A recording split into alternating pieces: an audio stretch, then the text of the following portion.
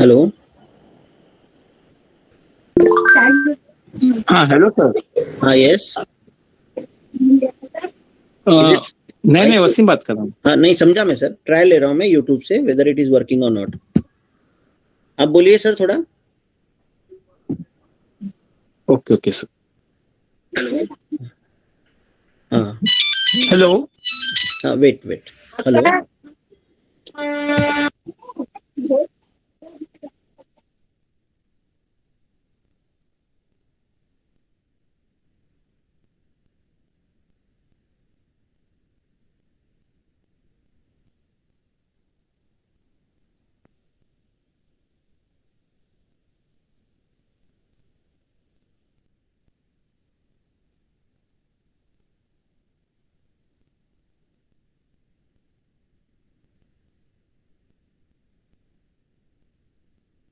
Hello. Hello sir. Hello sir. हाँ we are.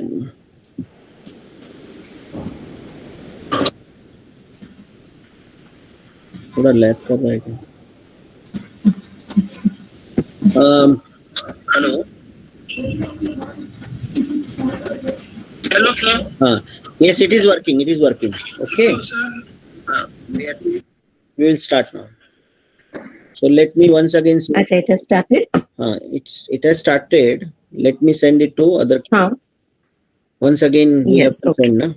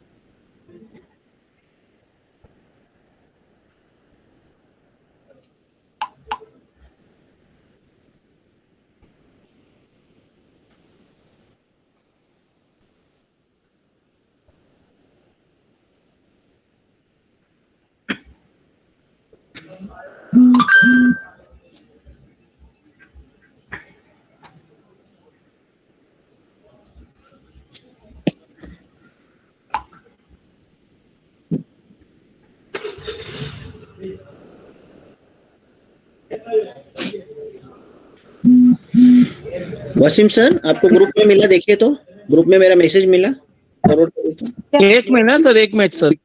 हाँ देखिए ना. हाँ मिला सर. फॉरवर्ड कर दीजिए दोस्तों. हाँ करता हूँ.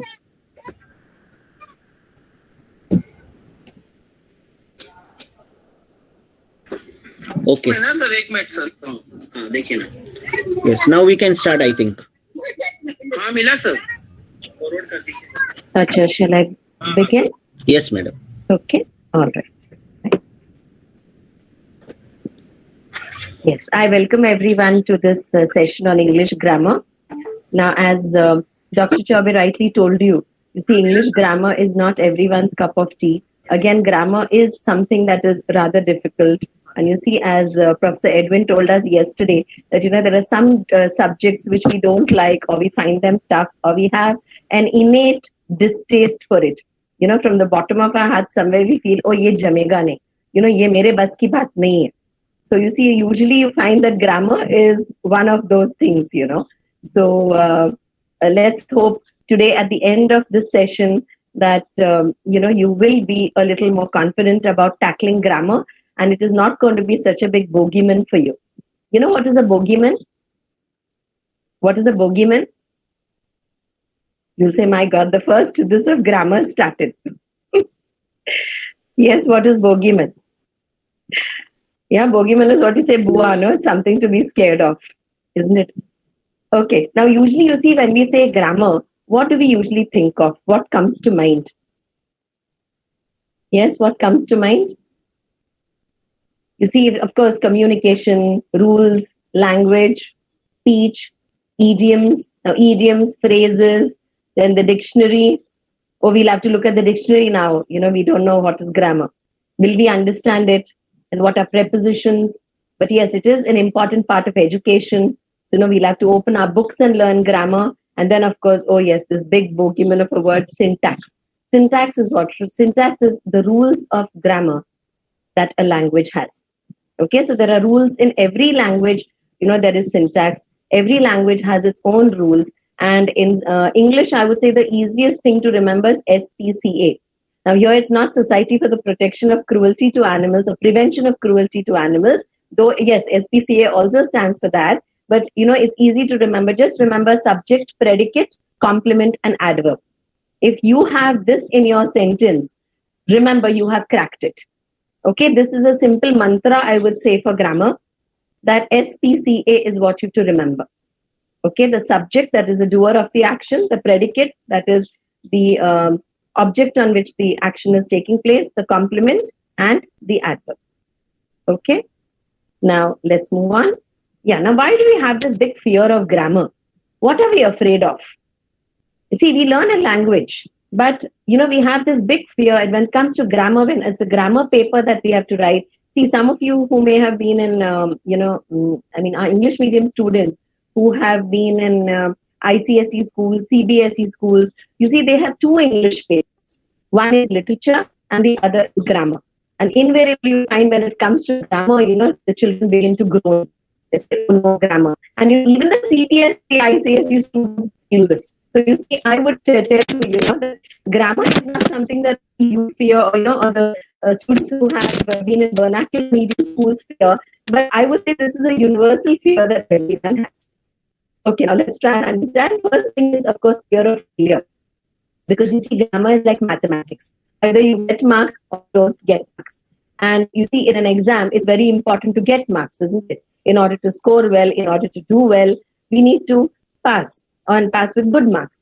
So you see, we have a fear of failure. Then we have a fear of making mistakes or committing, as Dr. Chaube told you, grammatical errors. I'll be talking about grammatical errors today. We have this fear whether, I've said something right, I've said something wrong. Did I say something funny? Did I say something where, people will ridicule me, they'll laugh at me? Or the worst part is I'll be misunderstood. If I say something wrong where the meaning is different, meaning is different from what I intended to say. You see, like now in business communication, this is the first thing. Those of you doing commerce and, are studying business communication and are in the first year of BCom, or, who have crossed FI BCom, your FI BCom teachers must have told you. You see that a very common mistake that students make is they write massage for message. And you see, if you write that in the exam, you're definitely not going to get marks. See, nobody is going to look at intentions here, isn't it? See, everyone looks at what you have written. So what you have written is the reality. So you see, this is how, sometimes huge misunderstandings can take place if something wrong is written or we commit grammatical errors. Then there is anxiety. See, usually grammar is also associated with oral communication. We are more scared about grammar. We mind our grammar, or we are more worried about, whether we will conduct ourselves well as far as grammar is concerned when we speak to an audience. And so there is this innate anxiety. There is this fear, especially when it comes to oral communication. Also, rather unfortunately, I would say, because, our schools have not prepared us for this. Our schools do not give us enough training, I would say, enough exposure. Though, yes, I did find that, when it comes to CBSE or ICSE schools, they have been giving more exposure to their students from a very young age. But you see, I find that, here, obviously, our audience today, or, the crowd that I'm talking to today is definitely the one where, you see, we all studied in government schools. Just like, yes, I also studied in a government school, okay, just like you. I studied in an SSC school. So we all had this fear, of grammar or oral communication in general. But what I would tell you is, see, always remember this, that you see, when we are born, nobody knows any language. When we are born, we come into this world. What is the first sound we make? What is the first sound we make? What do we do when we are born? What does a baby do when it is born? Yes, students, answer me. Hello? Ma'am, the baby cries. Exactly, the baby cries. Is the baby crying in any language? No. Is the baby crying No, in ma'am. any language? No, ma'am. No, exactly. You see, crying again is a universal language, you would say, which has no words, isn't it? So you see, we all are born without any knowledge of language. Language is a learned activity. All right. So language is a learned activity. How well you learn it. You see, if you can learn your mother tongue well, if you studied in your mother tongue, you have learned, your mother tongue well, then you see, nothing can stop you from learning English also. Remember, just like you see, Marathi may be your mother tongue, Hindi may be your mother tongue, or Tamil may be your mother tongue, Bengali may be your mother tongue. In the same way, remember, English also is the mother tongue for some people in some part of the world. It's only that you see, it is the colonizers, as we call them, who came to us, they gave it to us, so we consider it, a foreign language, a foreign imposition. But yes, as Professor Edwin told you yesterday, that you see, it is the language of the world. It is the language, you see, which is required. And even Dr. Chaube told us a little while ago that you see, when we go for interviews or, we go for any formal communication situations, when we face formal communication situations, you see, we can't run away from English. Again, remember another thing, that you see, our politicians, may scream themselves hoarse, saying that you see, it is your state language that matters, it is the mother tongue that matters. But eventually, remember, it is, English is the language of progress. It is the language of the world. And if you want to be, become competent in the world, in society, then you see, we cannot run away from English. Okay? Yes, what is the last fear? The last point here is being judged or ridiculed.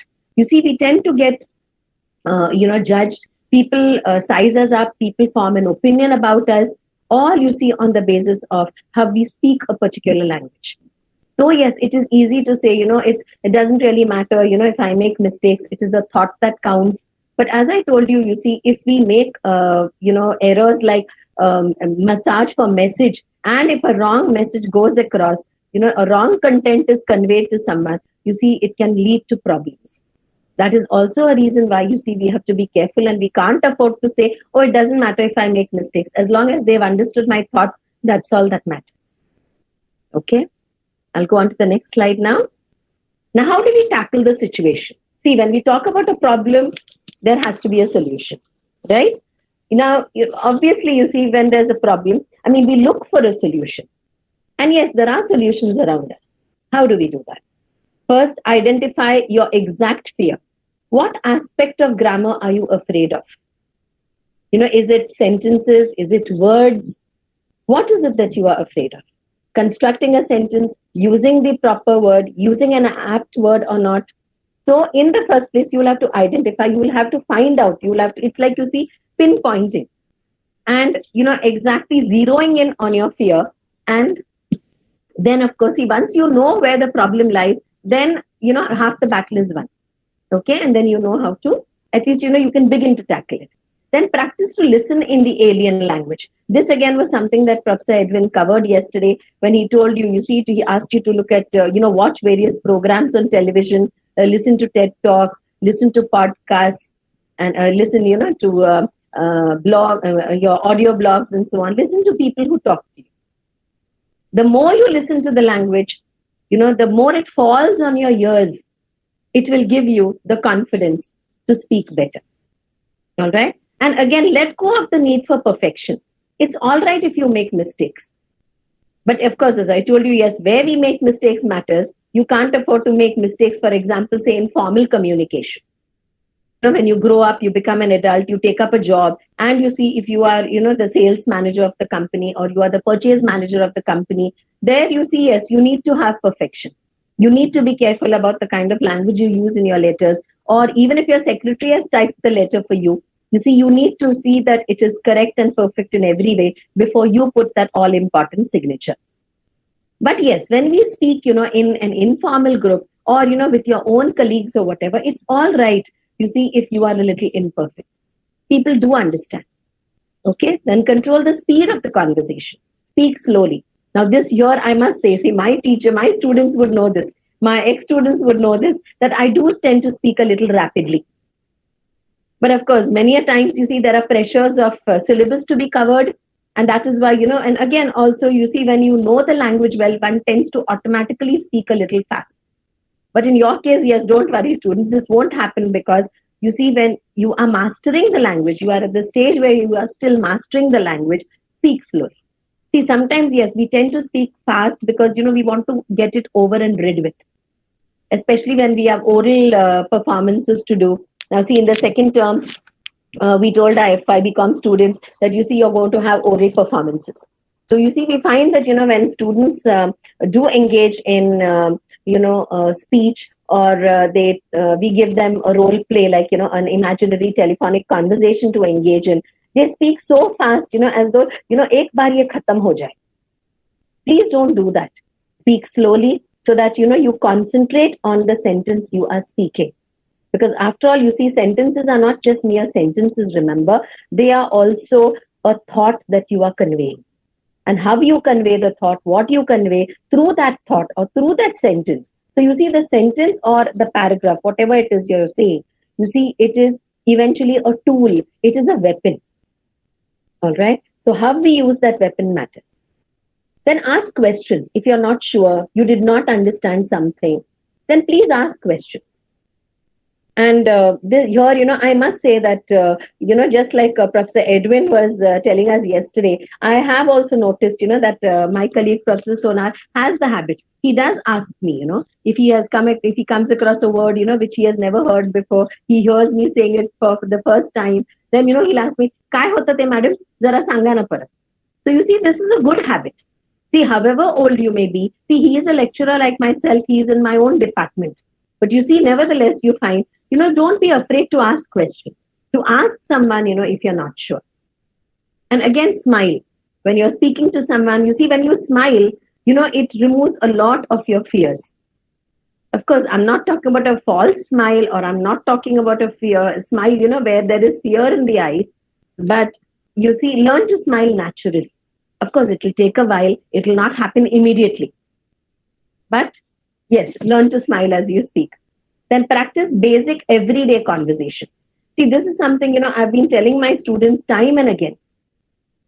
Whenever you come across a situation, especially with your friends. Now, of course, the pandemic is slowly, hopefully it's coming to a close, and we are opening up, the world is opening up, and we are going to be able to have offline lectures. And if you come to college, you meet your friends, and, make it a point to talk at least to your classmates in English. You may all belong to vernacular medium schools. You may have come, from a Gujarati medium school. You may have come from a Marathi medium school or a Hindi medium school. But at least for 5 minutes, basic everyday conversations, at least try to have in English. Speak in English so that, you overcome that fear. Then don't be discouraged when a conversation doesn't go well.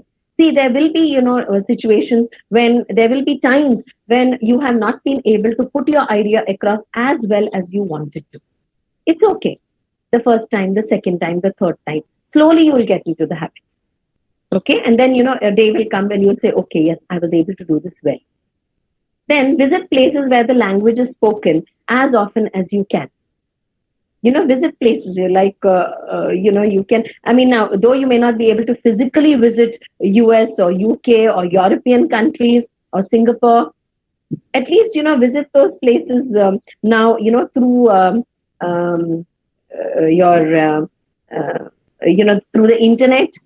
Listen to, people who talk about it, like tourist sites and so on. Listen to, the experts speaking on it, speaking about it. So, you come to know what is said and how it is said. Okay. Now the next slide. Okay. Now I told you I'm going to ask you people, to interact with me. Okay. Now let's do a few exercises. Now let's understand these terms here. I want you to look at this box here. Can you see where my cursor is moving? Can you see where my cursor is moving? Yes, ma'am. Yeah, the picture here. Okay, this blackboard, this green board rather, where it says a few, a little, and little. What does the word a few mean? What does the term a few mean? What is the difference between a few, a little, and little? Are they all the same? Are they all the same? Yes or no? What do you think? Yeah? Speak up. I told you, have learned to become confident. Hello? No, ma'am, I feel they are not the same. Yes, you're right. They are not the same. What does a few mean? Can you think of an alternative term for a few?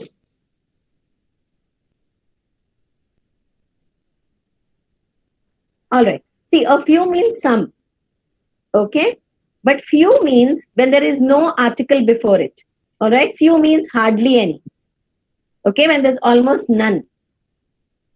Like you see, like when I say, few students attended my lecture today. Okay. In the offline lecture, few students attended my lecture today. That means there were hardly any. I could count them on my fingertips. But a few means some. All right. Same is the case with a little and little. And you see, these are used, now then what is the difference? When do we say a few? When do we say a little? Remember your countable and non-countable nouns which we were taught in school? That is where we applied it. Okay. Now, when I say, for instance, take a few grains of rice. Like say, during your Bhai Dooj and so on, in Marathi, as you say, Ami oal to bhavala, barobar. So that time you take a few grains of rice, don't you? We, pour it over the head of our brother or whatever, right? So you take a few grains of rice. All right. Then a little is, when I say, I have a little sugar left, in the bottle. Okay, there is only a little sugar left in the bottle. Now, see, I'm not able to count every grain of sugar, isn't it? So when I say a little sugar is left in the jar or in the bottle, that means I mean some sugar is left in the bottle. Okay, and when I say little did I know that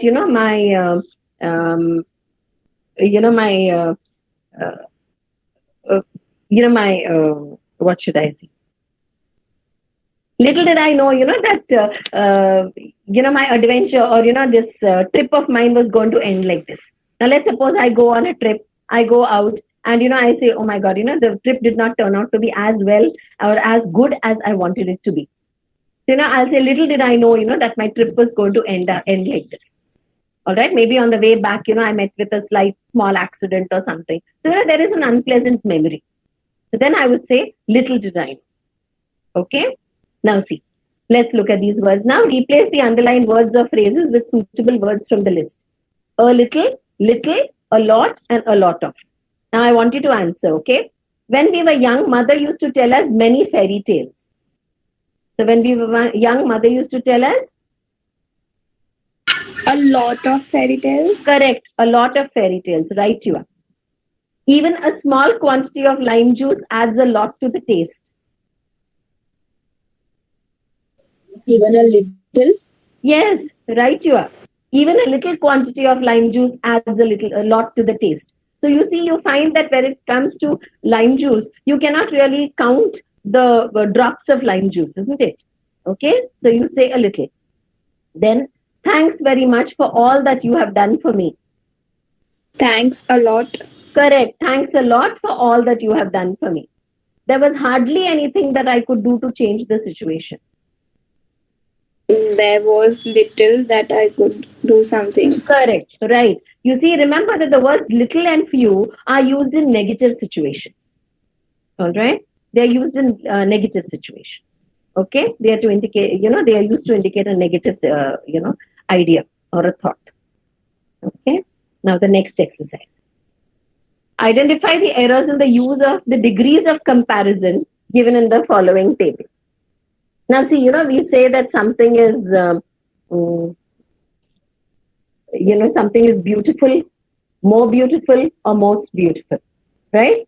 So, in the same way, now see, here in this list, there are certain errors, okay, for some of those degrees. Now, let's look at the first one, important, importanter, and most important. Do we say importanter? What do we say? More important. Yes, correct. It's more important. Okay, important, more important, and most important. Similarly, the second one, genuine, then? More genuine. Yes. And most genuine. Right, you are. More genuine and most genuine. Then short, after that? Shorter. Shortest. Yes, correct. Absolutely right. Short, shorter, and shortest. And the last one, smart, Smarter and smartest. Smarter. Correct. Yes. Smart, smarter, and smartest. Good one. Boy was piping up. But poor guy was cut short. All right. Now let's look at this one. See, in English, sometimes I find my students find it difficult to differentiate between say, tell, speak, and talk. Okay. Like for instance, when they are not able to come to college, they've been bunking. I mean, I'm talking about offline days, huh? When things were normal and before this pandemic started. And, they, sometimes come to me and, they've said that, ma'am, I want to say why I have not been coming to college. So you see, when do you say and when do you say tell? In the same manner, when do you say speak? I want to speak to you and I want to talk to you. Okay, now let's understand those differences. Let's do these sentences so that, you will get an idea. And let's see if you are able to tell me how, and when, or rather in which situation we say and in which situation we say tell. All right, because see, say and tell almost mean the same thing. All right, but there is a difference. Okay, like for example, I mean, now in the sentence which I told you, those students come and tell me that, ma'am, I want to say you. All right, why I was, bunking lectures or I was not able to come to college. Obviously, you see, common sense tells you, or rather what we've listened to over a period of time tells you that, you see, the word had to be tell and not say. Isn't it? Yes or no? The student would say, no, I want to tell you why I have not been attending lectures. Right? It is not, I want to say you. Okay? Now, all right, let's try and understand this. Let's look at the sentences. Are you able to see them? Are they clear? I'll never dash to him again. Talk. I'll never talk to him again. Yes. Anything else? Speak to him again. Yes, speak to him again also is better. Okay, I'll never speak to him again. All right, speak to him is better than I'll never talk to him again. All right, speak is more formal. Talk is a little informal. Okay. Peter is not an easy person to Talk to. Yes, Peter is not an easy person to talk to. What does it mean? That, when you try to converse with Peter, he is not forthcoming. All right. Or, he tries to act, attitudinal. He tries to, throw his weight around. So, in this way, Peter is not a good person, you would say, to have a conversation with. Then how things will turn out, no one can Say. Yeah, no one can tell. All right, because you see, you're telling about the future. So how things will turn out, no one can tell. All right, though say is not entirely wrong. See, sometimes you find there's a very, slight, difference between the two. And over a period of time, you see, these kind of differences, seem to have kind of, dimmed a little. All right, so, you feel, oh, what is wrong with saying say? Okay. Then she can dash fortune from coffee grounds.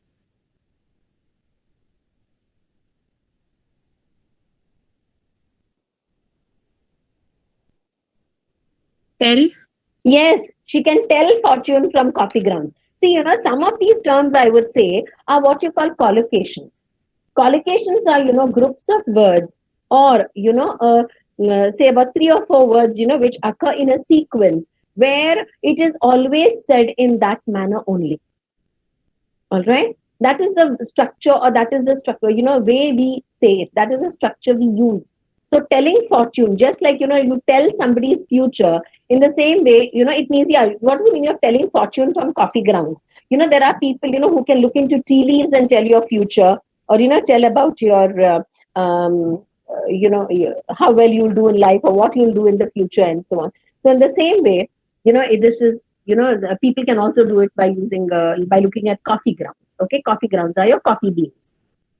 Then he's a tennis player. Say. He says, now see, here, because of the way the sentence is structured, please remember that, it's not only going to be he, say or tell or speak or talk. It can be says or tells, speaks, talks, or it can also be told. Okay, it means the present tense, present continuous, past tense or whatever. So he says he's a tennis player. Okay, now see, this sentence, he says he is a tennis player, indicates somewhere, that you don't believe him. Okay, he claims to be a tennis player, but I'm not sure. All right, he's, self-proclaiming. All right, that's why we say he says he's a tennis player. Next, he dashed me, he was an artist. Told me. Right, he told me he was an artist. Now see, why past tense? What is the indicator? What is the clue there? The verb was. Okay, he told me he was an artist. Now see, though this sentence doesn't mean that he stopped being an artist any longer, nevertheless, you see, it means that, he told me he was an artist. That means, artist, being a painter or sculptor or whatever was his profession. Okay, he was dashed to be more polite in future.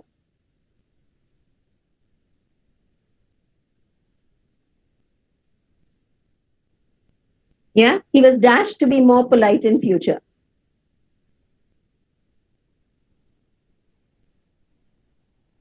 Told. Yes, he was told to be more polite in future. See, where will this situation arise? Where do you think this sentence, you would find this sentence?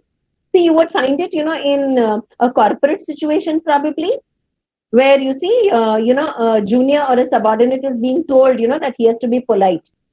Okay, he cannot afford to be discourteous. He cannot afford, to be rude to someone. All right, so he was told to be more polite in future. So you see, the word told here has a formal meaning. It has a ring of, being reprimanded or being scolded. Okay, so in a way, it's a warning. When you use the word told here, you see, it's not just telling for the sake of telling. Okay, it's not a sentence that is told, be polite in future. It means that someone in authority is telling him to change his ways. So you see, remember that, when we use verbs in this way, there is something more than just the words that, something more than what the words are telling. Okay? It indicates something more.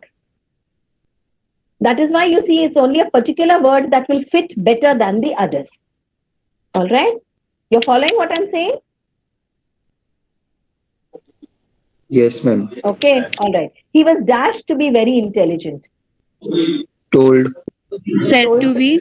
Do you think you can change your intelligence?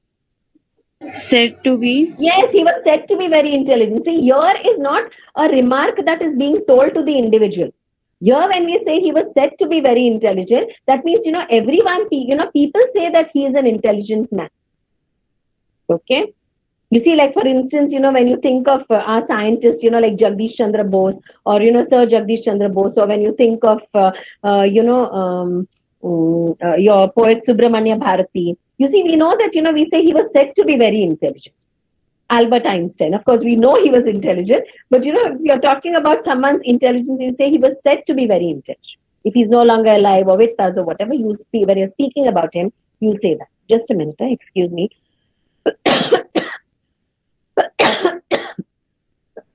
Sorry. Please dash up. I can't hear you. Please. Speak up. Correct. Please speak up means what? Be louder. All right. Please speak up. I can't hear you. See, we also say, sometimes, speak up for yourself. Now, when you say speak up for yourself, that means, learn to speak for yourself. Don't be meek. Don't be mild. Don't get, overruled by someone. But here, please speak up. I can't hear you means that you should increase your volume. Okay. Now, what time is she coming? I don't know. She didn't. Don't. She didn't. Sorry, I didn't catch it. 10. Well, she didn't say. All right. She didn't say what time she will be coming. Okay. She did not say. All right. Then don't dash nonsense. speak. Don't speak nonsense. Yeah, you can even say don't talk. Nonsense. Yeah, okay. Don't talk nonsense also will do. Okay. Talk has a more stronger connotation than speak. All right. Don't dash lies.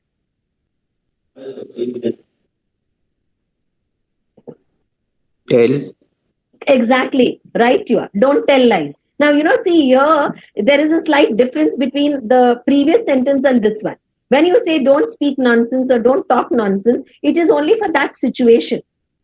Okay, that the remark that the person has made is nonsensical. So you're telling him, for this situation, okay, don't speak nonsense or don't talk nonsense.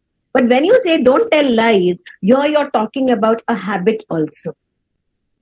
All right. It's not something where the person has told lies just for this situation, to get out of a scrape or to escape punishment. But here it also means that you are indicating that this person has the habit of telling lies. So when you say don't tell lies, you are telling the person get out of the habit or overcome the habit of telling lies. Understood? So you see, there are these, kind of connotations or meanings that can differ. And that is why you see, certain words only are used in certain situations. Okay? Now next, she always dash her mind. Speaks. Yes, you're right. She always speaks her mind. That means what? I mean, see, it's what do you mean by speaking your mind? You see, telling your thoughts, openly to others. What you think, being very forthright, being very direct. You're not double-faced. It's like andar se ek, bahar se ek. You're not that way. You're not double-faced, we say. Okay? Whatever is there in the mind, you just speak it out. Chupane ki aadat nahi hai, diplomacy nahi hai. You don't have the tact. You don't realize that it may hurt people's feelings. So, she always speaks her mind. Next one, we can't go on like this. We need to. We need to. Yes, louder, please. Dhote. Exactly. Now, where will you see this situation? We can't go on like this. Maybe, you had an argument with your best friend. Okay, and she stopped talking to you. So, after a while, after 2 days, 3 days, or whatever, you will just go up to her and tell her, see, we can't go on like this. We need to talk. Talk means what? Not just start talking to each other. Here, the word talk means we need to sort this out. We need to find out what happened, why this argument led to a silence or a cold war between us, where we have stopped speaking to each other. All right. So we need to sort out. We need to identify where who went wrong and mend our ways. Okay, to correct or remedy the situation. All right. Don't let everyone boss you. Dash up for yourself. Speak up. Yes, speak up for yourself. Okay, learn to defend yourself, and learn to speak up. Become bold, become courageous. That's what it means. She tried to dash him into moving to London. Tell. No, she tried to talk him into moving to London. Okay, now what's the meaning of talk him into moving to London? My God, this is such a strange sentence. No, we hardly ever come across this, in the English that we have learned probably. Okay, we hardly ever come across these kind of structures. See, she tried to talk him into moving to London means, she's telling him to move, to migrate. She's trying to convince him. She's trying to get him to change his mind. She's trying to influence him. All right. So she talks to him in such a manner that he is convinced, that he has to, moving to London or migrating to London would be a good idea. Understood? Hello? I hope you know a little now, about how to use these words in certain situations. Okay? Now let's look at the next slide. Forming adjectives. Now form adjectives of the words within brackets by using the suffixes d, ive, ful, ed, or ing. Okay, you know what suffixes are, no? They are word endings, right? When we add, these suffixes or, these alphabets to an already existing word, where we may sometimes change it a little, like for example, when you say beauty and you make it beautiful, you see the Y goes away and we replace it with FUL. Okay, so IFUL. So this is how, we change the spelling. Now, let's look at these sentences. The dash children were queuing up to buy tickets for the movie The Lion King. Excited. Yes, right you are. The excited children were queuing up to buy tickets for the movie The Lion King. Okay, that means they all formed a queue and they're also excited. It means, they're jabbering away, they're talking away, all excited about what this movie is, this animation movie, it was? Okay, the T20 final proved to be a dash match. Thrilling. Thrilled. Correct, thrilling match. Okay, that means every moment of it was thrilling. It proved to be exciting to you. Okay. So you see, just because the word proved ends with ed doesn't mean thrilled will, thrill also will end with ed. Here it means that every moment was enjoyable. Okay, it gave you moments of enjoyment. That is why it's thrilling. Okay, the patient was not dash response. Responding, correct. Like suppose a patient is has been taken to the hospital, and the treatment is being given to him. You'd say the patient was not responding. That means he's not, it's not just that he's not talking or whatever, but it also means that he's not responding to treatment, or he's not recovering fast. Okay, or there is no recovery at all. Our project was dash fruit. Fruitful. Fruitful. Fruitful. Correct. Yes, fruitful. Okay, fruitful means it was a success. In other words, we were happy with the project. It was really a success. Ranji did not score any runs. With a dash look, he walked back to the stadium. Disappointed. Disappointing. Disappointing look. Disappointed. Yes, disappointed. Disappointed. Yes, with disappointed it is. Okay, ED. With a disappointed look, he walked back to the stadium. That means, he looked crestfallen. He looked, as though, he really regretted not having scored any runs. All right. Now, yeah, these are adverbs. Now, see, I'll not go into the whole thing in the sense that I'm not going to give you sentences for all of these, but now, okay, what is an adverb? An adverb describes a verb, an adjective, or another adverb. It tells us how, where, when, how much, and with what frequency. So an adverb can tell. All right. So usually, I would say one clue to identify adverbs is that it ends with the word Y. It ends with the alphabet Y. Okay. Many a times, or rather LY, you would say. Many a times it ends with LY. All right. See, it is usually describing a word. It tells you how something happened. Okay. Now you see, for example, she spoke to me quietly. Okay. Or he slept peacefully. So it tells you how the action took place. Okay. Like when I say, my grandfather slept peacefully after a long day. So how did he sleep? He slept peacefully. Okay. So usually you find that, it answers a verb, or it describes or tells you something more about the verb. Or it's telling you where. Now, when I say, that, a famous film star, lives in the flat above me. Like, for example, if I were to say, that this one, say Akshay Kumar, okay, lives in the flat above me. Of course, he doesn't in reality. But where does he live? In the flat above me. So you see, again, it's talking about where he lives. All right. So living is the verb. All right. So, similarly, you will find that for the rest of the words in that column, you can work your way around these. Now, let's look at the next one, when. It tells you when something happened. Okay, or when something is going to happen. Like, for example, when you say, the accident took place just now, or I want to talk to you just now, or when we say the principal wants to talk to her just now. All right. So, when is it that the principal wants to talk? Just now. So you see, it is telling you it's something more about a verb. Then how much? Okay, she is quite friendly. How friendly is she with others? She's quite friendly with others. Okay, or this is a very beautiful exercise. Okay, I do a particular yoga exercise and say, oh, this is a very this is a very nice exercise, a very useful exercise. So how useful is it? It's very useful. Okay.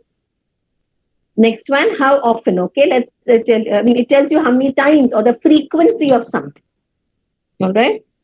When I say, my sister's always arguing with me. Okay, my mother always argues with me. All right. Or let's look at the last one. She never ever reads. She never reads books. All right. Or she rarely watches movies. Okay, my sister rarely watches movies. So how often? When you talk about the frequency of something, that is an adverb. All right. Okay. Now let's look at word associations. We say do your homework and not make your homework. Remember I told you about collocations a while ago? You see here we are talking more about collocations. Okay. Like see, for example, you will always say do your homework. We will not say make your homework. Okay. Whereas do and make, you see, have similar meanings as verbs. All right. But as I told you, you see, that is a structure that is usually used, for that particular word, or that particular noun. Similarly, we say take a look or have a look, but we don't say make a look or get a look. Words often form combinations or associations like these. Now, these associations, remember in grammar, we call them collocations. The following list shows some common verbs and the words that are used with them. Choose the correct columns to make combinations of words that we normally use. Now, it may happen that this verb take can apply to more than one situation. All right. Now, do we take a trip? Do we take a break? You take a bath? You take the dishes? You take a walk? Or you take lunch? In which of these situations will this verb take apply? Do we take a trip? Yes. Yes, we take a trip. Correct? That means we go on a trip. Now, see, I'm sure many people would want to take a trip, after being homebound, for so long. Isn't it? So, you would love to take a trip. Then take a break. Yes. Yes, you take a break. Yeah. Yeah, tell me. Yeah, you were saying something. No, ma'am. I was telling we take a break. Yes, we take a break. Exactly. All right. From the regular routine, the regular regimen. You want to do something, then you take something else, something different, then you take a break. Do you take a bath? Yes. Yeah. We take. Yeah. Yeah. You take bath every day. Okay. But I would say here more correct would be you have a bath. All right. Because when you take somewhere, it also means the sense of carrying. Okay. So, though again, remember, you see in Indian English, again, you see here, I'll refer to, people who spoke before me when Professor Edwin told you about Australian English, about American English, British English, Indian English again. So I'll talk about Indian English today. And, more than taking a bath, you have a bath. Okay. That is more correct. Though, of course, as I told you, it's not entirely wrong. Now, over a period of time, you would say we get used to listening to these structures. Now, do we take the dishes? Do we take the dishes? No. You'll carry the dishes, okay, in your hand. All right, you carry the dishes, from the dining room to the kitchen. Okay, do we take a walk? Yes, we take a walk, don't we? Isn't taking a walk is good for health, isn't it? Yeah? Hello, can you hear me? Yes, ma'am. All right. Okay. Yes, ma'am. We take a walk. All right. Now, do we take lunch? Yes. Yeah, okay, but I would We again say, have you have lunch. lunch. Yeah, we have lunch rather than we take lunch. Okay. But again, you see, it depends on the situation. Sometimes you take lunch with you when you go on a picnic. And you say, but then again, you would say carry lunch with you. All right. Carry lunch with you when you go on a picnic. Okay. Rather than take lunch. Because take has this connotation of eating or having it, consuming it.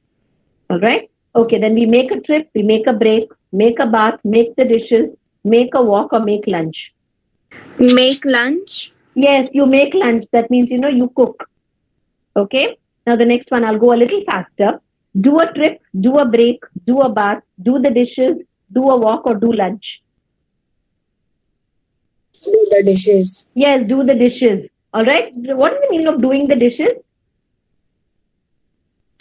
Washing plates. Yeah, you're washing your plates and utensils and so on. Now, here dishes doesn't mean plates alone. Okay, here, it is a small term, a single term, dishes, okay, to indicate a whole lot of other things. All right, all the utensils that you used, for cooking, that's called doing the dishes. Okay, nowadays we also say, let's do lunch. That means let's have lunch. Okay, in colloquial terms or in an informal language, we do say let's do lunch. Okay, and that again is a form of American English. Now, the next one, you have a trip, you have a break, have a bath, have the dishes, have a walk, or have lunch. In which of these situations will this operate? We have a break right now. Yeah, okay, we have a break or you take a break. We Okay, take a break. Yeah, okay. Yeah, you have a break, all right. Yeah, in the sense that you're saying it's a small recess. Yeah, today we had many breaks, because of the fact that we couldn't connect our YouTube, viewers couldn't connect with us, with the others, with the Google Meet ones. So yes, we had many breaks today, isn't it? We have a break at times. Okay. In that sense, yes, but otherwise have a break is not very correct. Yeah, you have a bath, all right, and you have lunch. Okay. So I'll go on to the next one. Okay. Now, let's, this one is a little, something that you can see on your own. Let's look at the one that I have typed out. Okay. This picture that I have put up, you can just take a look at it yourselves. All right. Now, choosing appropriate verbs from the brackets to complete the sentence. All right. Shrieked, wailed, raged, trampled, and prevented. Okay. Now, before I go on, I want you to tell me which of, you may not know the meanings of all these words. Are there any whose meaning you do not know? Do you need help with this?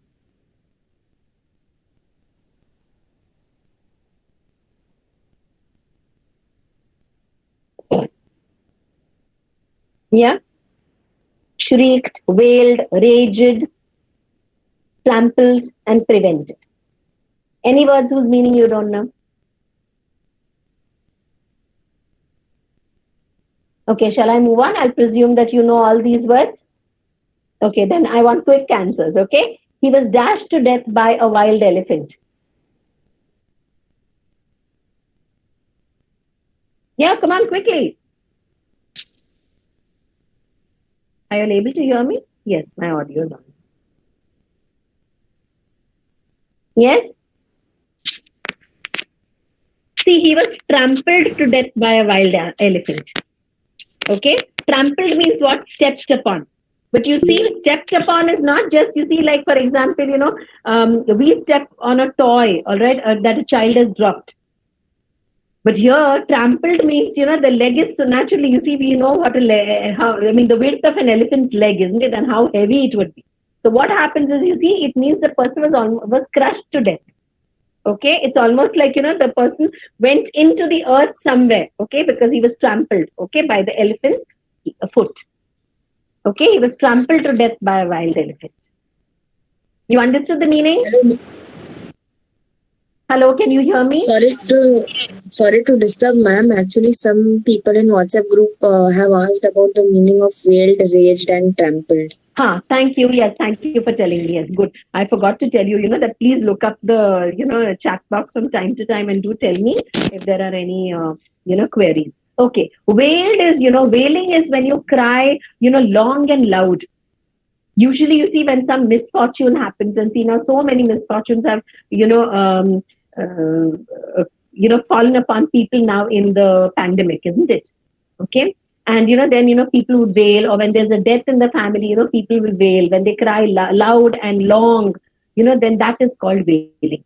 Yeah, which was the other word? Raged. Was it raged? Raged? Yes, ma'am. Okay, raged is, when you get very angry, you get furious. And, it's like, you are literally, you're boiling hot, but it's, when you're not able to express it. Okay, suppose, like, for instance, someone came visiting. All right, I mean, let me talk about the, females, the girls here. Okay, and, suppose, someone had come visiting to your house, some distant relation. And, the person said that, what is the use of getting the girls educated now? Anyway, half the time, they are now at home. There's only online lectures. We don't even know whether they're getting an education or not. Get her married off. So you will say, oh, I literally raged at what she said. Okay, at what that old grandmother said. What does the word raged would mean? What would it mean here? You see, raged means, I was fuming, I was white hot. But you see, I was not able to say anything only because she was a guest. All right, I didn't want to say something, rude to her, and, where she would feel insulted. So you'll say, I raged over what she told me. Understood the meaning? Okay, when you're very angry about something, but when you're not able to express that anger immediately, andar hi andar, jab aap bahut gussa ho jate ho, then it is called raged. Understood?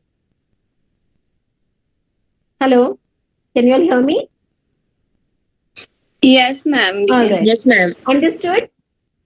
Yes, ma'am. Yes, ma'am. Trampled. Okay, thank you. Trampled was the next one, no? Trampled is, I told you, when somebody steps on you, somebody with a very heavy foot, a broad foot, like usually this is used for animals, okay? You usually get trampled, by, animals, all right, in jungles and so on, it happens. Okay, he was trampled to death by a wild elephant. Okay, the next one. The child dashed at the sight of the tiger. Shrieked, wailed, raged, or prevented. Shriek. Yes, shrieked. What is a shriek? Shriek is a loud, it's a sudden cry. Ah! If I do that, that is a shriek. Okay, I shriek to show you. Of course, I didn't shriek louder, but you see, shriek is a loud cry. Okay, it shows being startled, also be feeling very, very afraid. Okay, Arun's mother dashed when she saw his broken arm. Wailed. Wailed, yes, exactly. She thought, now, my son's arm is broken forever. He'll never be able to use his hand again. All right. So, at the misfortune which has befallen them, the poor mother is crying. Okay. He dashed against the injustice done to him. Raged. He raged, exactly. You see, injustice was done to him, but probably, he could do nothing about it. He couldn't complain. He couldn't get justice. And that's why he raged. And then the last one, of course, there's only one left. Joseph's quick thinking has dashed many a disaster. Prevented. Correct, prevented. Right, you. Okay. Now, punctuation, the use of commas. See, many people, don't sometimes know how to use a comma. We are a little confused where and when to use a comma, when to use a semicolon, and so on. So, to break this of giving you all exercises, here I've given you, used a slide where I want to, kind of pause a little and just show you how we use commas. All right. A comma is used to separate items in a list and to point out brief pauses within the sentences. For example, Rupert brought party hats, balloons and cold drinks for the party. Now remember again here, Rupert brought. Remember in English, there's a difference between bringing and buying. This is something that many Indians do not understand. When you bring something, it means, utha ke laaye ho. Of course, I don't mean he lifted it and brought it for free. But what I mean is, when he came, he brought it. He brought it along with him. All right, wo leke aaye. But when I say, buying, he bought party hats, then he pays money and brings it. But when I say he brought party hats, balloons, and cold drinks for the party, he must have had it in his house. Maybe, his, at the last party that he himself had hosted or something, there were party hats, lots had been bought and there was something left over. All right. Maybe just yesterday was his party, so, he had lots of party hats, balloons, and cold drinks were left over. So from the party, he brought it to yours. Okay. Suppose he comes to my party. So I'll say Rupert brought party hats, balloons and cold drinks for the party. Okay. Next, while Reena decorated the house, Ruhi put up the balloons and set the table. So you see here, you're talking about two different ideas, that Reena is doing one work, whereas Ruhi is doing something else. All right. And what is the meaning of setting the table? That means laying the table. Okay. Laying your table mats, laying the dishes and so on, spoons, keeping spoon and fork and glasses and so on in their place. Okay, now read the following sentences. I've reached the village post office, Tom. Now, where will you see this? When you put a comma and you address somebody by name, it means that, you see, we are addressing someone or talking to someone. Maybe, I'm seeking directions to visit Tom's village. Okay, or visit his, I want to go to his house.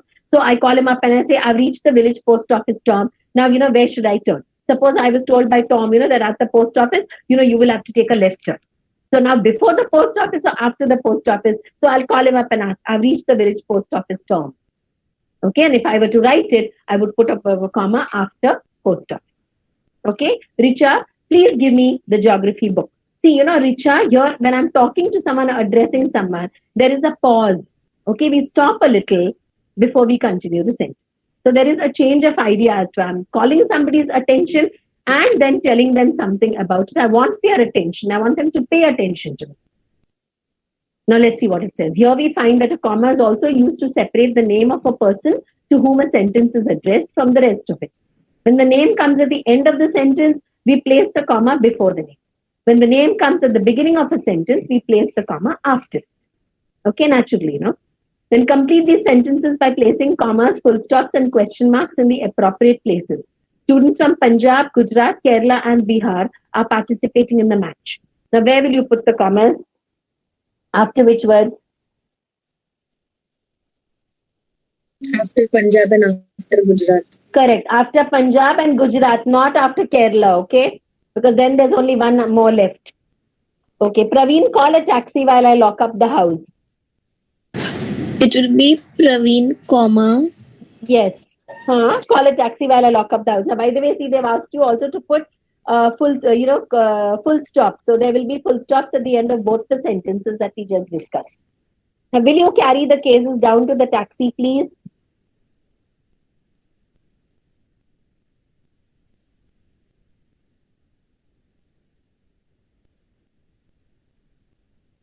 Yes? Will you carry the cases down to the taxi, please? See, the fact that this sentence starts with the word will, it means it's a question. Okay, here you're not using will in the sense of short form for William. All right? Will you carry the cases down to the taxi, comma, please, question mark. Okay, now what is the meaning of cases? What is the meaning of cases?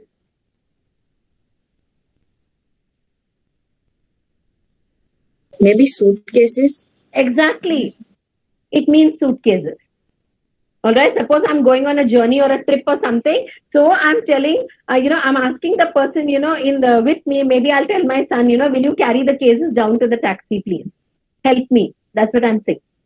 Understood?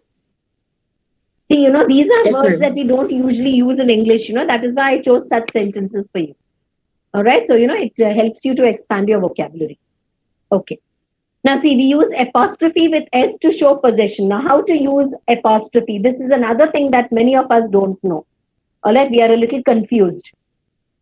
You see, invariably, we find when it comes to, your letters, okay, when you write business letters or you write social letters, you see, when we say yours faithfully or yours lovingly, many of us have the habit of putting your apostrophe S. And then, we have to tell you so many times that your apostrophe S means your is. And there is no such construction. You can't say your is faithfully or your is sincerely. Now, of course, there are also other situations where we use apostrophe. See, when there is an omission, when there is possession, and when there is an exception. Okay, these are three situations. Let's look at them. Now, of course, it's not here in the same order, but see, now to show possession. Okay, let's look at this. For example, I can see a bird's nest in the tree. The bird's cries fill the sky. In the first sentence, bird apostrophe S shows that the nest belongs to one bird. In the second sentence, birds, see here the apostrophe is appearing after the entire word. Then it suggests that there is more than one bird. Okay, and all those birds' cries filled the sky. Okay, it was not just one bird which was crying, all of them were crying. See, you must have seen that birds do this, when one of their own is dead. You see, when, a crow has fallen, it has injured itself, and it's about to die. When it falls, you find all the others, like a sort of jaise matam manate hain, you find that all of them hover around and, in the sky, and they fill the, sky with cries. Okay, so that is the picture it suggests. Then the apostrophe also indicates missing letters when words are contracted. Like, for example, you say the air is like wine. Your air apostrophe S is a contraction of air is. But I told you, you cannot say your is. You can't write your apostrophe S faithfully or your apostrophe S sincerely. Okay? You mean the air is like wine. Wine means what? It's very balmy. It's very soothing. Okay? That is the idea here. All right? It's not that, we have wine very often in countries like India. Or, in cold places, yes, probably people would. But in Europe and so on, yes, they're known for doing that. But when you say the air is balmy, the air is like wine, it means that, it is very soothing. Okay? Now, I have a balm for bruised hearts. That means I have a balm. Balm is what? It's like, I have a solution. I have a soothing ointment for bruised hearts, hearts which are hurt in some way. Okay? Suppose, imagine that, I'm a young person like you. Okay. And, before I was married, I had a broken heart. Okay. I was going steady with someone and, I broke up with that person. I was not able to, get married to the person. Then, like if, say, my aunt or my grandmother tells me, I have a balm for bruised hearts. She sees, that I'm sulking over it, that I'm still, feeling sad, I'm heartbroken. And then, she'll tell me, I have a balm for bruised hearts. That means, for broken hearts. Okay, I have a solution. I can help you.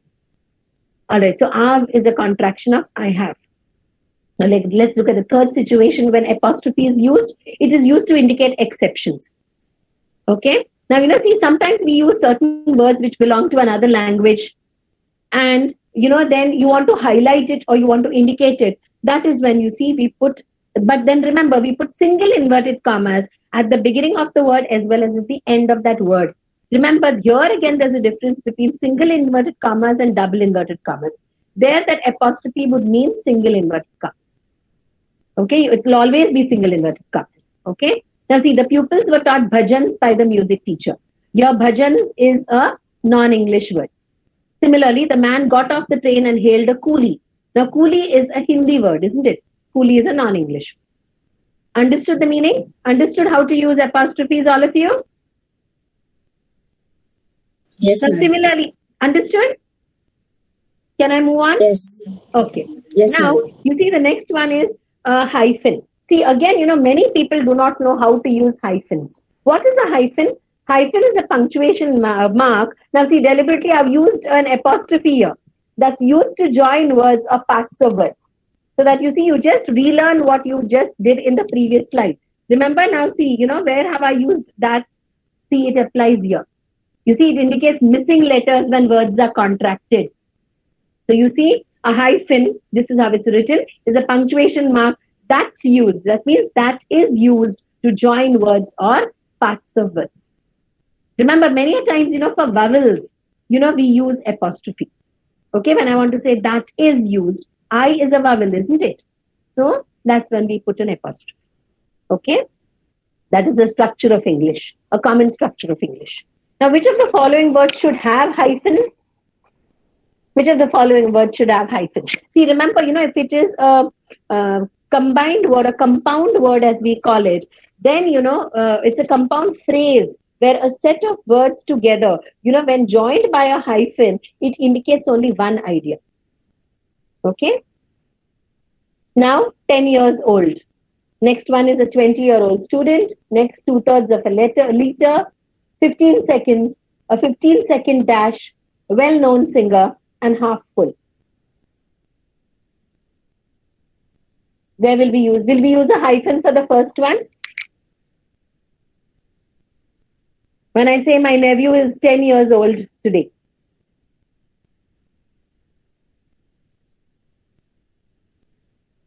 Will we use a hyphen?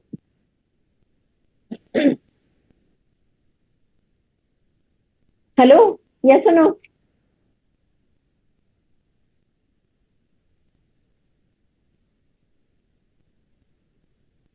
See, this is the reason why I spoke those, I spoke them out, okay? I said them aloud. 10 years old. See, when you usually, pronounce a hyphenated term, it's pronounced as one unit. Okay? Whereas 10 years old are 3 different words. Okay? There's no hyphen there. But a 20-year-old student, when I say a 20-year-old student has applied for the job, then you see 20-year-old is one unit. It's indicating one idea. Okay? That means a very young student has applied for a job, no? Okay, a 20-year-old student, he's still a student. Okay? So remember, when we use hyphens in this way, no, it is only one idea that is being conveyed. Okay, and it is conveyed through a compound structure where words are joined together with a hyphen. Now, 2/3 of a liter. Will I say 2/3 of a liter, or do I say 2/3 of a liter?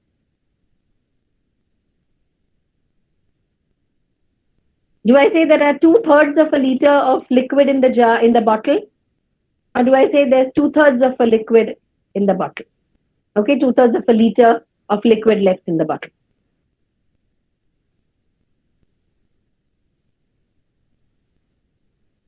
Yeah? See, 2/3 will be a hyphenated term because it means 2 parts out of 3. Are you following what I'm saying? I know this is a little difficult. Okay, now when I say, you are 15 seconds left to answer the question.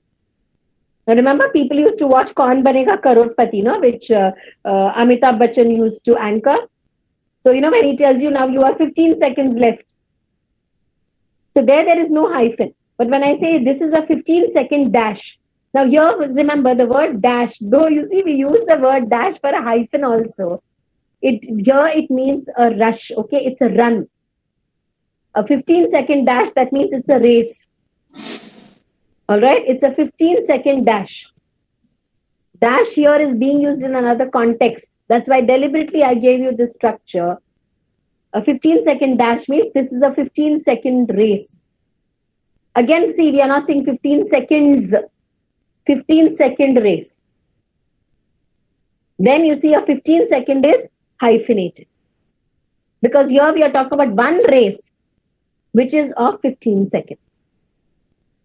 All right, I know you'll need to mull over this a little. You need to ponder over this a little in order to be able to understand what I'm saying here. When I say he's a well-known singer, is it hyphenated? Yeah, no, Arijit Singh is a well-known singer, right? Papon is a well-known singer.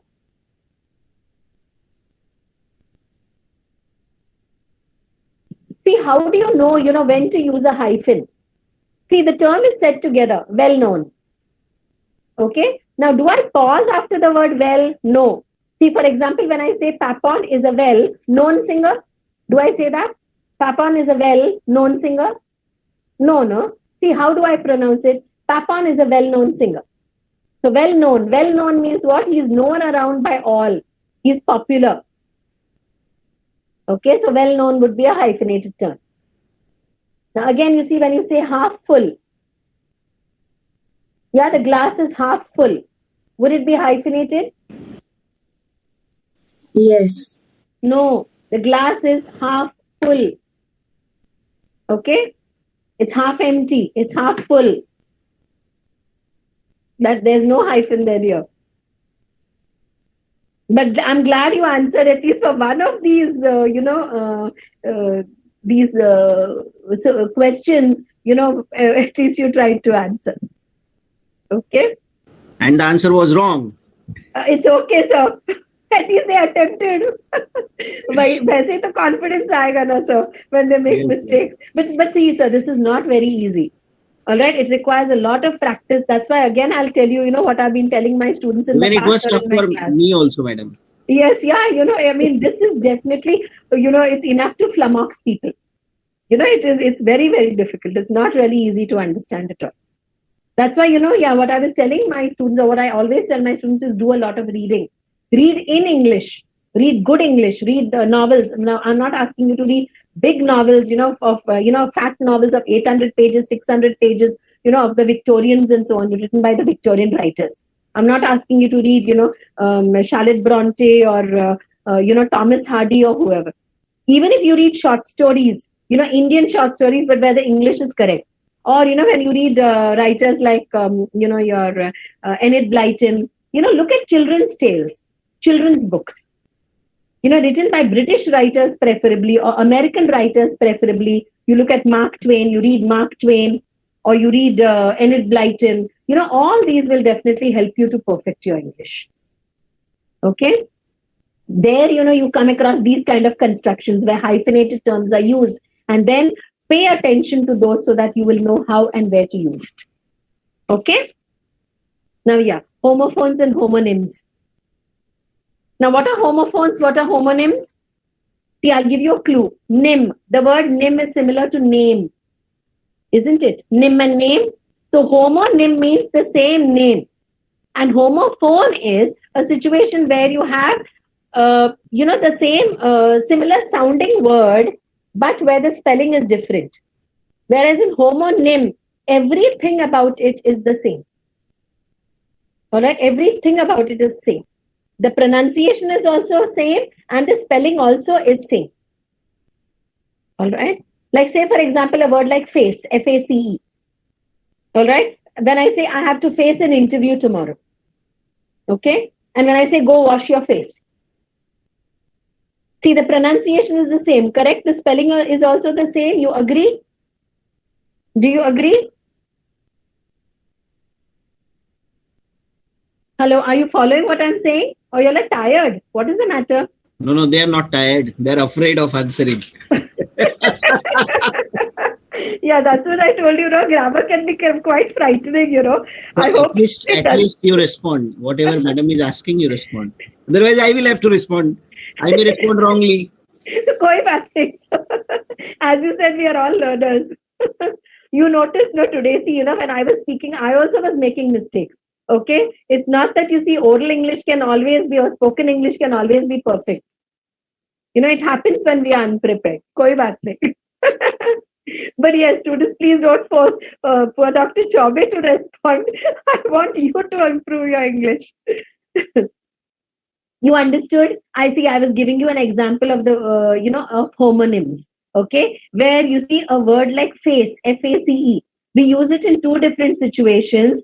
One as a verb and one as a noun to indicate two different things. Okay, when I say, you see, like go wash your face, the word is a noun there. Correct? There, the word face is a part. It's an organ. It's a part of. Sorry, not organ. It's a part of our body, isn't it? It's a body part. But when I say I have to face an interview tomorrow, that means, I have to appear for an interview tomorrow. All right. And you see, the word is the same, the spelling is the same, the pronunciation is the same. Then it is called homonym. Homophone is, see, all these, see, that's why I've deliberately given you this on this slide, two different colors. I've typed this in two different colors so that you can make out the difference between homonyms and homophones. See, all these here, which are in red, I've given you these 4 examples. They are all homonyms. Whereas the ones here in black are all homophones, where you see the pronunciation is the same, but you see there is a difference in the spelling. Now you understood what I'm saying? Hello, baat samajh mein aayi?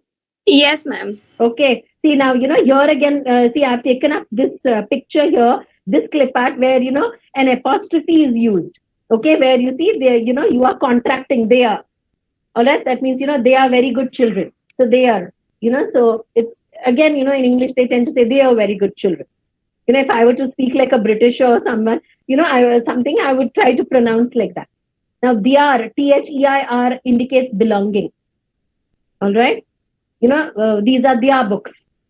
That means, it belongs to them. Okay, the books belong to them. And when I say go there, that means I'm indicating direction. So, people tend to make, errors with pronouncing this or understanding the meaning of these 3. And that is why I gave you this picture here. Okay, this clip art. All right, now let's go on to this one. A level, the first one, now see, we are doing homophones. Let's make it very clear. These are homophones, okay? Number 1 and 2 are homophones. Number 3 is homonyms. A level or a floor in a tall building. S-T-O-R-Y or S-T-O-R-E-Y? Tell me, first word or second word? S-T-O-R-E-Y. Correct, the second word, S-T-O-R-E-Y. Okay, when you're talking about I stay on the first floor of the building, then, or, the third floor of a building, then it is called story. S-T-O-R-E-Y. Whereas see, we all know S-T-O-R-Y is kahani. Isn't it? Jab hum kahaniyan sunte hain, and when I say, this is a 12-story building, then it is S-T-O-R-E-Y. Then in, at, or to that place or position. T-H-E-I-R or T-H-E-R-E? First word. First word? Just now I think I told you first word means belonging, no? I gave you the example of books. These are their books. Ma'am, actually the answer is given by someone on WhatsApp group, so I'm just communicating their answers. Okay. Oh, sorry. All right. Thank you. No, dear, it is there. T-H-E-R-E. Okay? When I say go there, when I say go back to your place, if I want to say go back to your place, I'll say go there. Or when I indicate, go and stand against the wall, when I say go there. Then you see, I'm giving a direction. I'm telling you a place or a position where you're supposed to go, isn't it? All right. Then it is T-H-E-R-E. Okay. Now, the part at the rear of an animal that sticks out and can be moved. T-A-L-E or T-A-I-L? TAIL. Exactly. Poonch. Poonch ko TAIL. All right. And TALE is when you tell a tale, you tell a story. But when you tell a tale, again, remember in English, telling tales has a different meaning than telling a story. A tale, now here again, there is a difference in the meaning. TALE can mean a story with a moral. All right. A moralistic story is a tale. Like that's why, when we talk about Aesop's fables, they are tales. TALES. That's why we say Grimm's fairy tales, no? Grimm's fairy tales, when you look at Cinderella or, this Sleeping Beauty, Rapunzel, these are tales. Grimm's fairy tales, we call them, correct? So there it's a story which has a moral meaning, okay? A moral message to give. Whereas when I say don't tell tales, that means, kisi ki chugli karna. Okay? There it means, chugli karna. Now there, remember, chugli mein, when we are using it in the sense of chugli, then it is always used as a plural, in the plural sense. TALES. We never say, she tells a tale to the teacher. She tells tales to the teacher. Okay? That means she has the habit, chugli karne ki aadat hai usse. Understood the meaning? Understood the difference? Yes, Yes, ma'am. ma'am. Okay. All right. And as a homophone, TAIL, as I told you, is poonch. Okay. Or the rear end, the rear part of an animal, as it's told, as it's given to us here. The next one, a body's relative mass is WEIGHT or WAIT? Ma'am, someone answered as weight. Which one? The first or the second? First one. Yeah, first one is correct. Absolutely right. A body's relative mass is its weight, its vazan. Okay. Whereas when I say wait a while, now today we had to wait a while, no? We had to wait a lot, in fact, for the YouTube viewers to come on, isn't it?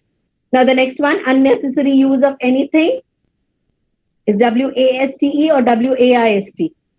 First or second? WASTE. Correct. WASTE. Right, you are. All right. When you waste something. All right.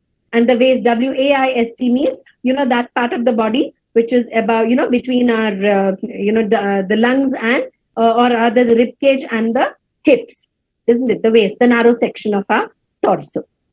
Now, make sentences using the following pairs of homophones and bring out their meaning clearly. Now, don't worry. Now, there's not so much time. I think I won't ask you to form sentences, but I think I'll just tell you the meaning. FAIR, fair. Okay, here again, remember this word fair can also see many of these words, remember, are also homonyms.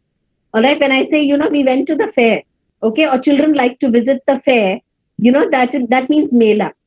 But when I say play fair, that means, be just to everyone. Okay, don't be unfair. Don't be, don't engage in injustice to anyone. Then you say, we'll say play fair. Okay. But FARE, fair, means it. Here again, it has two meanings. How did you fare in the exam? That means how did you do well in the? How did you do in the exam? How did you perform in the exam? Then it is FARE. Fare can also mean the tariff or the cost. Usually, remember, FARE as cost is used for hotel tariff, or it is used, for traveling. When we say what is the bus fare, what is the train fare? Okay, when we are traveling, the transportation cost is called fare. When we are traveling, okay, remember, we don't say what is the truck fare, not when we are sending goods by truck, but when we are traveling ourselves, I'll say, I don't have bus fare today. I asked my mother, for some loose change because I did not have the bus fare. You're understanding the context in which it is to be used? Hello, are you understanding? Yes, ma'am. All right. See, that's why I'm giving you instances so that you come to know the finer meanings, the finer differences, in English, okay, or in grammar. Okay. Now, heel, HEEL and HEAL. Heel is, you see the lower part of the foot. In the at the foot, you see the hind part, on which we rest our legs, okay, on which we rest our weight. That is the heel, HEEL.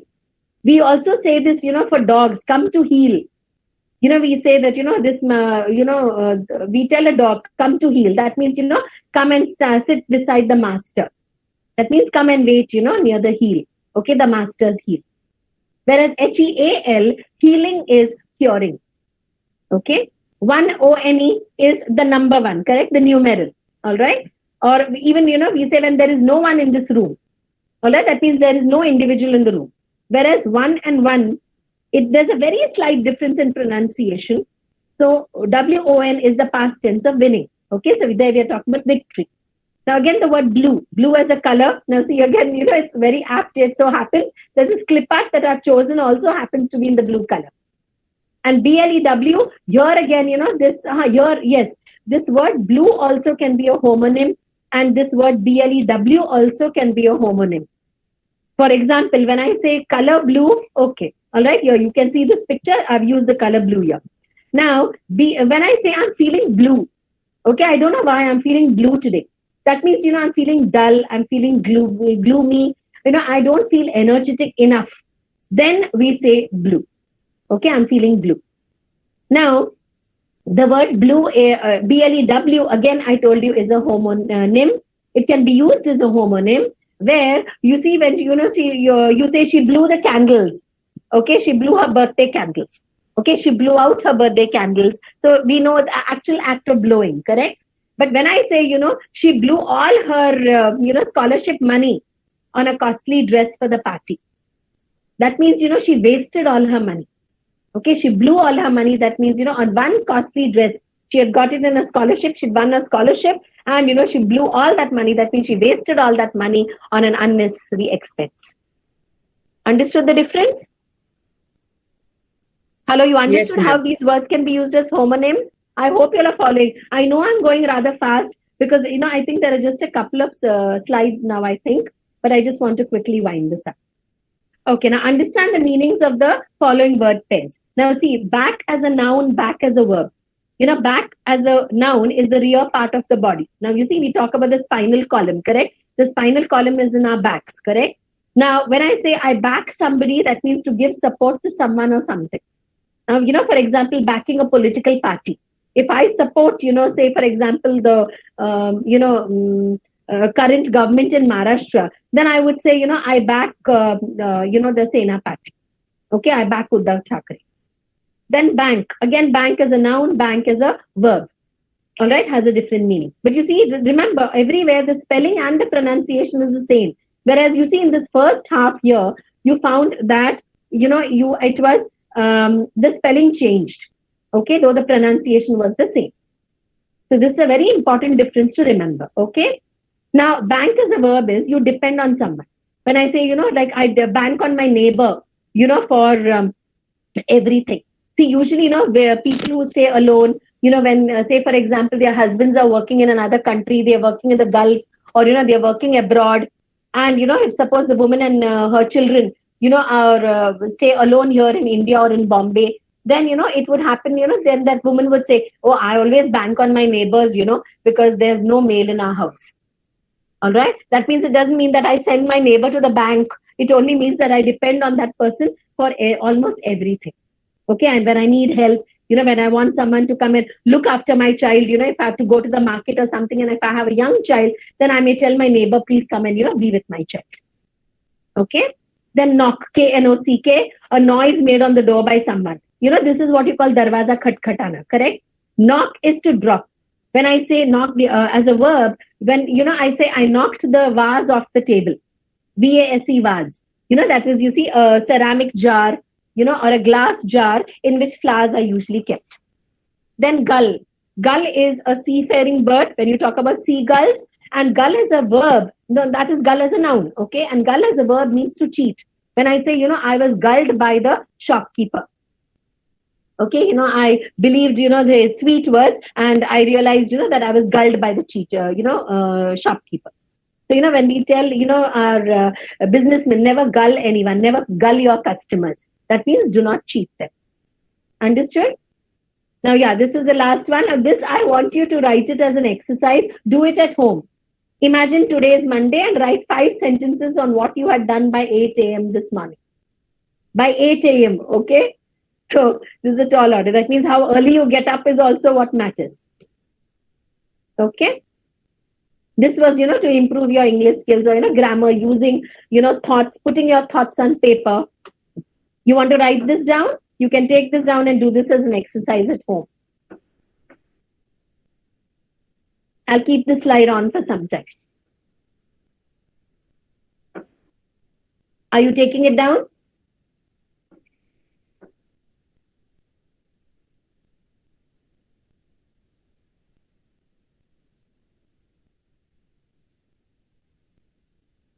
Yes?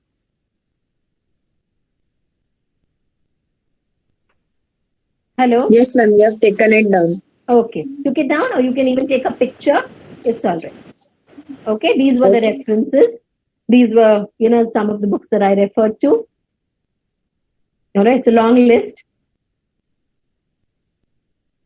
Okay. And thank you. I hope you had a good time. I know Hyphens gave you a tough time though. Isn't it? Okay. Any questions? I must thank you for being a very patient audience. Now, shall I stop screen sharing? Yes, ma'am. Okay. Thank you, ma'am. If you have You're any welcome. questions, please type them in the chat box.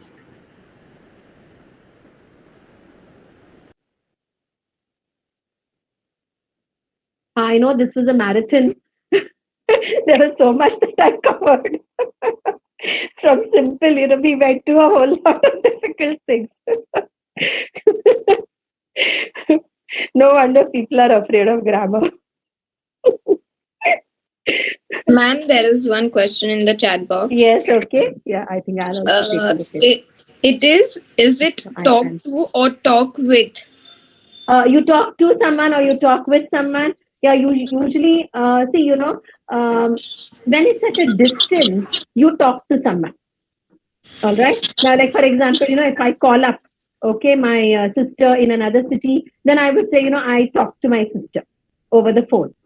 But talk with usually indicates, that you are in the same room or, close to each other. But then it also has another connotation where you see when I say I had a talk with my sister, it can mean, that I was talking about a particular subject, where I want to give my sister some advice, or, I want to talk about something that she shouldn't have done. Like, for example, suppose she made a mistake.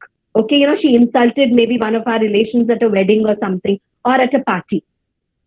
So, when I say there, I had a talk with my sister, or, I'll tell my sister, I want to have a talk with you. So there with is a slightly formal, or, it's a situation where, it is somewhere like, indicating मैं कुछ, गुस्सा हूँ, and I want to tell her कि आहिंदा ऐसा नहीं होना चाहिए. Okay. Then you say you talk with. Now, for example, if I say the principal wants to have a talk with you, then it definitely means, you see, the top principal wants to pull me up. She wants to scold me over something that I have, over a mistake I have made. Okay.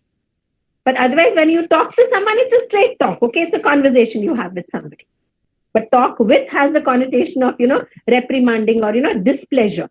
Somebody's displeasure, which is, conveyed to the person who has made a mistake. Okay. Have a break in ad of Kit Kat uses a grammatically wrong sentence. Yes, actually it does. But you see, just like I told you, in Indian English, see, a lot of Hindi words are also used. You see, in our ads and so on. So you would say, technically, if we go by, we stand by the rigidity of the language, if you're going to be, rigid about English grammar, then you would say many of our ads, would fail. But you see, to try to reach out to an audience, yes, we do, use such structures. But yeah, it means have this Kit Kat also means, eat it and enjoy it. Have a break. Okay. It means, take the break, enjoy it. That's what it means. Okay. Thank you, Meenakshi. Thank you, Professor Sonal. Thank you, ma'am. Any other questions? No, ma'am. No Yeah. more. Okay. As the program ends, our volunteer Tabassum Chikode will propose the vote of thanks. Over to you.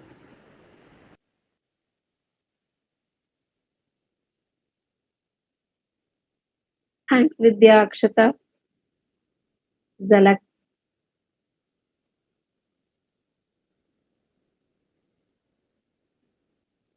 Thank you, everyone. Yeah, you can proceed with your vote of thanks. Good evening, everyone. I, Ms. Tabassum Shikode, on behalf of N.S.S. Cell University of Mumbai, N.S.S. Unit B28 of Nagindas Khandwala College, along with the Department of English of Nagindas Khandwala College, consider it my privilege to propose the vote of thanks. for Soft Skills Development Program Day 3. We're extremely grateful to Professor Nita Dhote for addressing us on this important topic. She took valuable time out from her busy schedule to do this for us. I'm sure all the participants must have benefited immensely from your talk on English grammar. Thank you so much, ma'am. Thanks to the Department of English for this cooperating in organizing this development. We are also grateful to our director, Dr. Anthony Jose, our principal, Professor Dr. Moshmi Datta, our vice principal, Professor Vijay Suchak, and Dr. Mona Mehta, area coordinator, and our program officer, Dr. Vivek Chaube, for rendering us the constant support. I also thank our management, the MKES, for giving us the opportunity to organize this event. I extend a big thanks to all our N.S.S faculty and student leaders for their cooperation, as no program can be a success with the efforts of only a single person. I would like to thank all our participants too. We hope you have learned a lot from today's session. Thank you all for making this event such a success with your patient presence. Hope to see you tomorrow. Thank you. Thank you, everyone, for your compliments. And yes, I must say, I thank Praksu Sonar and Dr. Chaube, because yes, though we are hosting this, see, many a times when we are hosts, we don't feel, that we have to conduct a session and, impart learning to others. But they have given us this opportunity, yes, and I'm grateful to them for that. Thank you so much. Thank you, ma'am. Thank you very much. Nice session. Thank you. Thank you, everyone.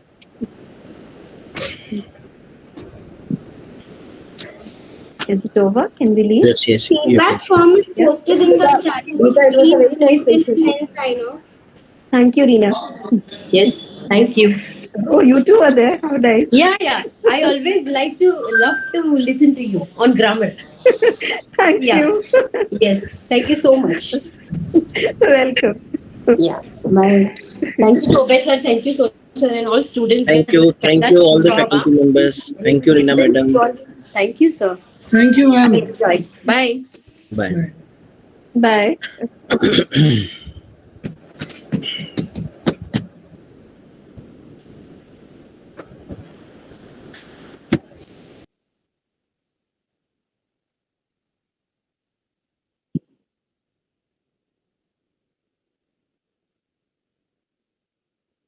Can I leave?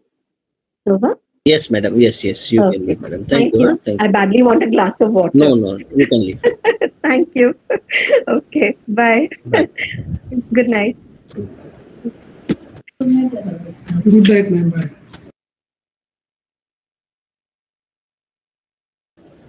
Sonar sir मैं leave कर दूं? हाँ मैं रुकता थोड़ा सा. Okay sir, thank you. Welcome.